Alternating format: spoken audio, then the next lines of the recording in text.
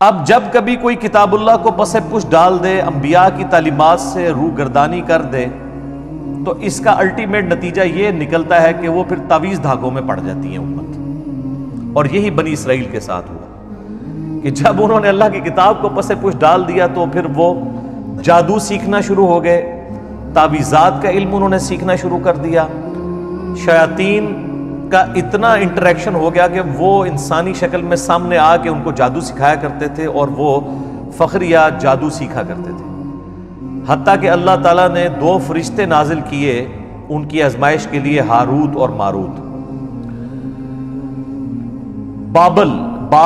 بابل شہر کا نام ہے، عراق کے اندر آج بھی ہے، بیبلونیا، اس شہر کے اندر۔ اور وہ فرشتے جب کبھی بھی کوئی ان کو اس طرح کے عملیات سکھاتے تھے تو ساتھ وہ یہ کہتے تھے کہ ہم تمہاری آزمائش ہیں، یہ علم نہ سیکھو، پھر بھی وہ یہ علم سیکھا کرتے تھے۔ تو اس میں ہاروت اور ماروت کا کوئی قصور نہیں تھا۔ اور یہ جو اسرائیلی روایتیں ہیں کہ وہ کسی عورت پر عاشق ہو گئے تھے اور آج بھی وہ فرشتے الٹے لٹکے ہوئے ہیں کسی کنویں کے اندر، وہ کنواں بھی بنایا ہوا ہے، بالکل جھوٹ ہے۔ قرآن کا واضح فتویٰ ہے کہ فرشتے کبھی بھی اللہ کے حکم کی سرتابی نہیں کرتے۔ شیطان نے اس لیے حکم عدولی کی کہ وہ جنات میں سے تھا، کان من الجن ففسق عن امر ربی، وہ جنوں میں سے تھا، سورۃ الکہف آیت نمبر 50۔ اس لیے اس نے اپنے رب کے حکم کی نافرمانی کی۔ ہاروت اور ماروت تو فرشتے تھے، تو اللہ تبارک و تعالیٰ کی وہ ڈیوٹی پوری کر رہے تھے۔ جیسا کہ ملک الموت علیہ السلام روح قبض کرتے ہیں تو اللہ کی ڈیوٹی پوری کر رہے ہیں۔ آپ اور میں کسی کی روح قبض کرنے کی کوشش کریں گے تو ہم پہ قتل کا مقدمہ لگ جائے گا، کیونکہ ہم اللہ کی ڈیوٹی پوری نہیں کر رہے ہوں گے، اللہ کی شریعت کو توڑ رہے ہوں گے۔ تو اب اسی کانٹیکسٹ میں یہ اگلی آیت ہے، بڑی اہم ترین آیت، سورۃ البقرہ کی آیت نمبر 102۔ وَاتَّبَعُوا مَا تَتْلُو الشَّيَاطِينُ عَلَى مُلْكِ سُلَيْمَانَ، اور پیروی کرنے لگے اس کی جو پڑھا کرتے تھے شیاطین سلیمان کے عہد حکومت کے اندر۔ شیاطین زمین پہ اترتے تھے، لوگوں کو جادو سکھایا کرتے تھے، تو لوگ ان جادوگروں کی پیروی کرنا شروع ہو گئے، اللہ کی کتاب کو انہوں نے پس پش ڈال دیا۔ وما کفر سلیمان، اور سلیمان علیہ السلام نے کفر نہیں کیا، یعنی یہ اللہ تعالیٰ نے کلیئر کیا، کیونکہ بنو اسرائیل میں ایسے لوگ بھی تھے کہ جو حضرت سلیمان علیہ السلام سے بھی بغض رکھتے تھے، اور وہ سمجھتے تھے کہ حضرت سلیمان علیہ السلام بھی ایکسیز آف ایول ہیں، کیونکہ ان کو بھی جو معجزات ملے ہوئے تھے وہ ان کو جادو سمجھتے تھے۔ ظاہر ہے سلیمان علیہ السلام کے بارے میں میرا کلپ ڈیٹیل ریکارڈ ہوا ہے، تخت بلقیس والا، پرندوں کی بولیاں وہ جانتے تھے، ہوا ان کے حکم سے چلتی تھی۔ اللہ تعالیٰ فرماتا ہے ان کی صبح کی جو مسافت ہے وہ 1 مہینے کے برابر ہوتی تھی اور شام کی 1 مہینے کے برابر۔ پہاڑ ان کے والد کے ساتھ، حضرت داؤد علیہ السلام کے ساتھ تسبیح کرتے تھے، اور پرندوں کی بولیاں کیا، ہد ہد ان کا جو تھا وہ ان کا سمجھ لیں کہ ایئر چیف تھا۔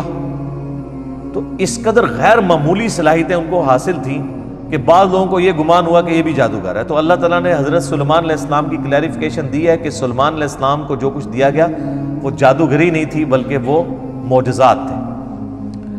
وما کفر سلیمان، سلیمان نے کوئی ایسا کفر نہیں کیا، ولکن الشیاطین کفروا، بلکہ لیکن، یہ لیکن کا لفظ اردو میں بھی استعمال ہوتا ہے، لیکن عربی میں لیکن، اردو میں لیکن شیاطین کفر کرتے تھے، یعلمون الناس السحر، وہ لوگوں کو سحر جادو سکھایا کرتے تھے۔ وما انزل علی الملکین، اور جو ہم نے نازل کیا تھا 2 فرشتوں پر، بابل شہر کے اندر، ہاروت و ماروت، ہاروت اور ماروت 2 فرشتے تھے جن پہ ہم نے ایک ایسی خاص چیز نازل کی تھی، وہ آگے ذکر آ رہا ہے، جو وہ لوگوں کو سکھایا کرتے تھے۔ وما يعلمان من احد حتى يقولا، اور وہ اس وقت تک کسی کو وہ علم نہیں سکھاتے تھے جب تک کہ یہ کلیئر نہ کر دیں کہ یہ جو تم علم ہم سے سیکھ رہے ہو یہ فتنے والا علم ہے، یہ علم سیکھنا حرام ہے، یہ کفر ہے، یہ اللہ کی نافرمانی ہے۔ لیکن وہ آزمائش کے طور پہ سکھا رہے تھے۔ اللہ تعالیٰ ظاہر ہے اللہ تعالیٰ نے یہ سارے معاملات کیوں پیدا کیے ہیں؟ تاکہ انسان کو آزمایا جائے۔ اب اللہ تعالیٰ نے خنزیر کو اللہ نہیں پیدا کیا، اور ہمارے اوپر پابندی لگا دی کہ اس کا گوشت نہیں کھانا. اس میں خنزیر کا تو کوئی قصور نہیں ہے، اس کو ہماری آزمائش کے لیے پیدا کیا. تو اس طرح اللہ تبارک و تعالیٰ نے جو یہ جانچنے کا نظام پیدا کیا، اس میں کوئی نہ کوئی اللہ تعالیٰ کی ڈیوٹی پوری کر رہا ہوتا ہے، بشرطے کہ کوئی بغاوت نہ کرے تو اس کے اوپر کوئی اس طرح کا بلیم نہیں آتا. تو جب کبھی بھی وہ کسی کو سکھانے لگتے تھے وہ دونوں، تو وہ کیا کہتے تھے؟ انما نحن فتنۃ، ہم تو نہیں مگر فتنہ، آزمائش ہے تمہارے لیے، فلا تکفر، تو مت کفر کرو.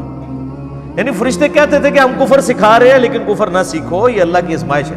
یار اس سے ننگی بات کوئی کی جا سکتی ہے کہ فرشتے انسانی شکل میں آئے اور کہ ہمیں اللہ نے تمہاری آزمائش کے لیے بھیجا ہے کہ دیکھتے ہیں کہ کون اس آزمائش میں پڑتا ہے، کوئی کون نہیں پڑتا، اس کے باوجود لوگ گمراہ ہو جائیں. تو یہ کوئی اتنی معیوب بات تو نہیں ہے، ہماری امت بھی ایسے کر رہی ہے. نبی علیہ السلام کی مبارک زندگی کے اندر سارے کوئی آپ کے جانثار تو نہیں تھے، آپ کے جانی دشمن بھی تھے. آپ علیہ السلام پہ قاتلانہ حملے بھی ہوئے، آپ علیہ السلام کو تکلیف بھی دی گئی، آپ کے گھر والوں کے اوپر تہمتیں لگائی گئی، حتیٰ کہ آپ کو زہر بھی دیا گیا. تو یہ ساری تکلیفوں سے نبی علیہ السلام کو گزرنا پڑا.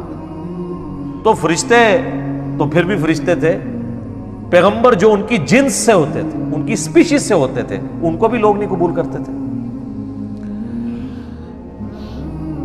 فَيَتَعَلَّمُونَ مِنْهُمَا مَا يُفَرِّقُونَ بِهِ بَيْنَ الْمَرْءِ وَزَوْجِهِ. اور وہ کیا سکھاتے تھے؟ وہ دونوں سکھایا کرتے تھے ایسا منتر، ایسا جادو، ایسا کوئی تعویذ گنڈا سکھاتے تھے جس کے ذریعے میاں بیوی کے درمیان علیحدگی کروا دیں. یعنی وہ جو فرشتے تھے وہ کیا کرتے تھے؟ اللہ تعالیٰ کی طرف سے آزمائش تھے، اور ایسی آزمائش تھے کہ وہ ایسا منتر سکھاتے تھے جس کے ذریعے کوئی شخص میاں بیوی کے درمیان جدائی کروا سکتا ہے. تو سیکس تو ہمیشہ پوٹنٹ جذبہ رہا ہے. اس زمانے میں بھی اگر کسی کو کسی کی بیوی پسند آتی تھی تو وہ ایسے کوئی تعویذ دھاگے کے ذریعے وہ جو سیکھتے تھے میاں بیوی میں علیحدگی کروا کے تو خود پھر شادی کر لیتے تھے. تو اس طرح کے علوم آج کل بھی آپ دیکھیں مارکیٹ کے اندر عام ہے، لیکن ظاہر ہے کہ یہ علوم اسی وقت اثر کرتے ہیں کہ جب جن کے اوپر یہ عمل کیا جا رہا ہو وہ خود اللہ سے غافل ہو. اگر جو شخص سنت اذکار کرتا ہے اور وظائف کا اہتمام کرتا ہے، اللہ کے ساتھ جڑا ہوا ہے، تو دنیا کے سارے جادوگر مل کے کچھ نہیں کر سکتے. ایک نبی علیہ السلام کا جو واقعہ جادو والا ہے جس کے اوپر میرا کلپ بھی ریکارڈڈ ہے، وہ صرف اللہ تعالیٰ نے ایک رول ماڈل کے طور پر ایک واقعے سے آپ علیہ السلام کو گزارا. اس کے بعد کبھی آپ نے سنا ہو کسی صحابی پہ جادو ہوا ہو؟ حضرت عمر فاروق رضی اللہ تعالیٰ عنہ جنہوں نے سپر پاورز الٹ دی تھی، تو یہودی یروشلم میں بیٹھے ہوئے تھے اور وہ جادو میں مشہور تھے. کروا دیتے حضرت عمر کے اوپر جادو؟ نہیں. جب جادو کا علاج اتر آیا معوذتین، آخری 2 صورتوں کی شکل میں، تو صحابہ کرام ان وظائف کا اہتمام کرتے تھے، اس لیے ان کے اوپر کبھی اس قسم کے سفلی جو علوم ہیں انہوں نے کبھی کوئی برا اثر نہیں دکھایا. تو اگر جادو سے ہی جنگیں جیتی جاتی تو وہ جیت لیتے، تو اس طرح نہیں ہوتا. خیر یہ الگ ٹاپک ہے، میں اس کی ڈیٹیل میں آج نہیں جاؤں گا. اللہ تعالیٰ فرماتا ہے کہ وہ میاں بیوی کے درمیان جدائی کروا دیتے تھے، اور یہ میاں بیوی کے درمیان جدائی کروانے کا فتنہ آج تک اسی طریقے سے جاری ہے. شیاطین یہ جدائی کرتے ہیں، اور اس کے لیے ضروری نہیں کسی نے تعویذ کروایا ہو، اپنی غلطیاں بھی آتی ہیں. اللہ تعالیٰ کے کچھ رولز اور ریگولیشنز ہیں، جو ان کو وائلیٹ کرے گا اس کے اوپر اللہ تعالیٰ کا وہ رول اپلائی ہو جائے گا. مثلا جو شخص بھی سخت سردیوں کی رات میں ننگے پاؤں ٹھنڈے فرش پہ پھرے گا تو اس چیز کے چانسز ہیں کہ اس کو ٹھنڈ لگ جائے. اب وہ یہ تو نہیں کہہ سکتا میں نے دعائیں پڑھی ہوئی ہیں. دعا کا اثر اس وقت تک ہے جب تک آپ اپنے اوپر خود تقدیر غالب نہ کر لیں. اگر کوئی دعا پڑھ کے تو سانپ کے منہ میں ہاتھ دے دیتا ہے تو دعا کا کوئی اثر نہیں ہوگا، کیونکہ ان ساری دعاؤں کے ساتھ آتا ہے ناگہانی آفات جو انسان نے خود اپنے اوپر اپلائی نہ کی. اب ایک بندہ کہ جی میں بسم اللہ پڑھ کے ساکٹ میں 2 انگلیاں دے دوں تو انشاءاللہ اوپر ہی پہنچے گا. ہاں آپ کو کہانیاں کرائی گئی ہیں کہ حضرت خالد بن ولید نے بسم اللہ پڑھ کے زہر پی لیا تھا. یار آپ کی عقل کام کرتی ہے کہ خالد ابن ولید رضی اللہ تعالیٰ عنہ اس طرح کی غیر شرعی حرکت کریں؟ صحیح بخاری کے اندر موجود ہے، ایک یہودیہ نے نبی علیہ السلام کی دعوت کی، ابو داؤد میں بھی بڑی ڈیٹیل کے ساتھ یہ واقعہ آتا ہے، اور اس نے آپ علیہ السلام کے کھانے میں بھنی ہوئی بکری جو کہ آپ کو پسند تھی اس کے اندر زہر ملا دیا۔ آپ علیہ السلام نے جب کھانا شروع کیا تو آپ کے ساتھ باقی اصحاب بھی تھے، تو جیسے ہی آپ نے لقمہ زبان پہ رکھا تو اس لقمے نے بول کے کہا کہ یا رسول اللہ مجھے آپ نے نہیں نگلنا، میرے اندر زہر ہے، تو آپ نے وہ تھوک دیا۔ لیکن اس دوران کئی صحابہ جنہوں نے ایک ایک لقمہ چکھ لیا تھا ان میں سے کئی صحابہ شہید ہو گئے اس زہر کی وجہ سے، اور اس کے قصاص میں اس عورت کو قتل بھی کروایا گیا، ظاہر اس نے زہر دیا تھا۔ تو اسے پوچھا گیا بھی تم نے یہ کیوں کیا ہے؟ تو اس نے کہا کہ میں نے چیک کرنا تھا آپ اللہ کے رسول ہیں یا نہیں، اگر آپ اللہ کے رسول ہیں تو اللہ آپ کو بتا دے گا، اور اگر آپ اللہ کے رسول نہیں ہیں تو آپ سے ہماری جان چھوٹ جائے گی۔ خیر ایمان کی دولت پھر بھی نہیں ان کو نصیب ہوئی اس واقعے کے بعد بھی، جس طرح ہم یہاں لوگوں کو ان کے بزرگوں کی بابوں کی کفری عبارتیں بھی دکھا دیتے ہیں نا، پہلے تو بڑے وثوق سے کہہ رہے ہوتے ہیں کہ جی بالکل غلط ہے، جب دیکھ لیتے ہیں آپ کہتے ہیں آپ بتاؤ، پھر آنکھیں بند کر لیتے ہیں۔ تو یہ مینٹیلٹی شروع سے ہے۔ تو اب مجھے بتائیں صحابہ کرام جو ساتھ نبی علیہ السلام کی موجودگی میں بغیر بسم اللہ کے وہ کھانا کھا رہے تھے وہاں پہ، تو کیوں شہید ہو گئے؟ زہر کا اثر ہو جاتا ہے، جس کی موت لکھی ہوئی ہے وہ اس طریقے سے آ جانی، موت نہیں ٹل سکتی۔ اور پھر صحیح بخاری میں یہ آتا ہے کہ 4 سال تک نبی علیہ السلام کو اس زہر کی وجہ سے تکلیف رہی، حتیٰ کہ آپ کی وفات بھی اسی میں ہوئی ہے، کیونکہ آپ کو اللہ تعالیٰ نے اس طرح دشمنوں کے ہتھے تو نہیں چڑھنے دینا تھا۔ کتب اللہ لاغلبن انا ورسولی، اللہ نے یہ طے کر دیا کہ میں اور میرے رسول غالب رہیں گے، تو اس کے تحت اللہ نے آپ کو اسپیشل پروٹیکشن دی۔